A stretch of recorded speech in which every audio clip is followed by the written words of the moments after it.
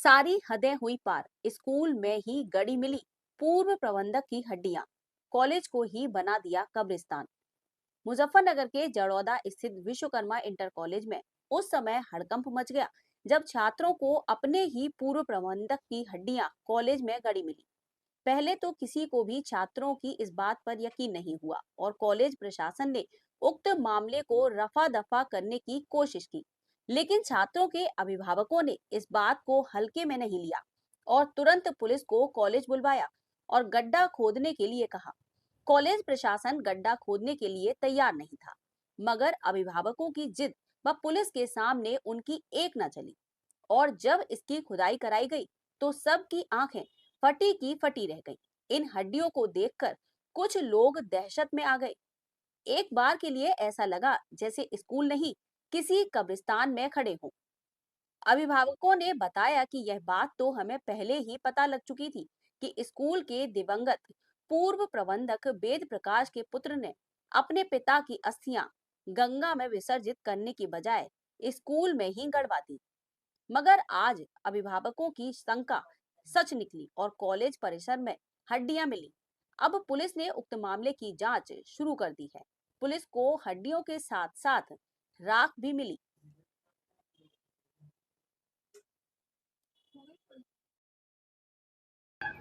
मेरा नाम doctor ML Bhargava है।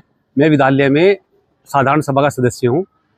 कुछ बच्चों से पता चला कि विद्यालय में यहाँ पे जो है कुछ अस्थियां, मानव अवशेष हैं, अस्थियां पड़ी हुई हैं।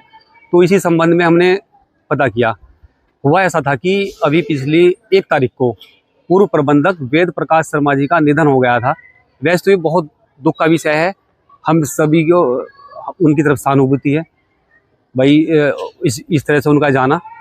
लेकिन उनके पुत्र नितिन कुमार ने बहुत ही घिनौना कृत्य किया है, जिससे जो है पूरे समाज को, पूरे जो है क्षेत्रवासियों को जो है शर्मिंदा कर दिया है।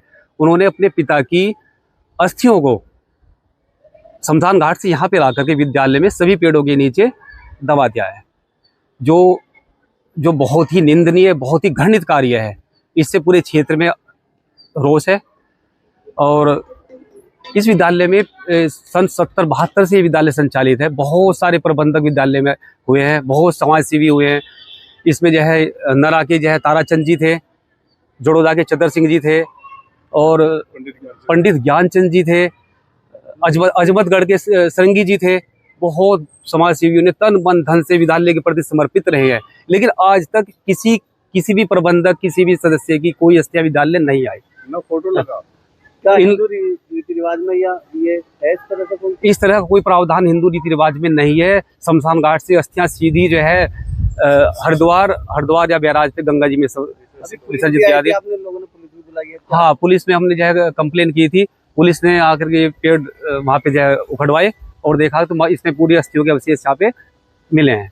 प्रिंसिपल कह रहे हैं कि मेरा तो कोई इसमें रोल नहीं है। प्रिंसिपल साहब ने ही, प्रिंसिपल साहब इनसे मिले हुए हैं। प्रिंसिपल साहब की मर्जी से ही सब कुछ हुआ है। उस दिन प्रिंसिपल साथ थे उनके, और प्रिंसिपल जो है लोगों को, कौन लोग थे उस दिन ये हुआ है?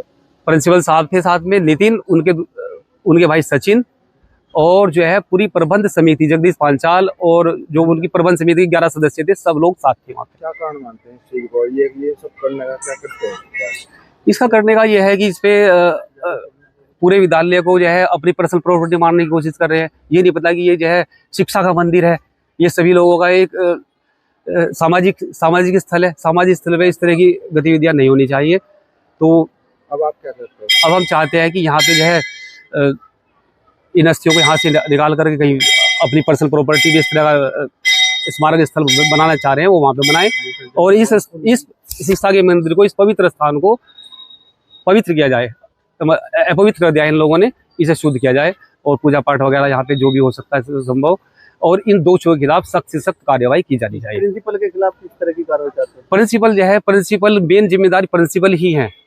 इन्होंने जो है किसी को कोई सूचना नहीं दी, इन्होंने अपनी मर्जी से ही ये गड्ढे खुदवा करके, और ये साथ ही पूरी तरह से इन कृत्य में प्रिंसिपल साहब इनके साथ हैं।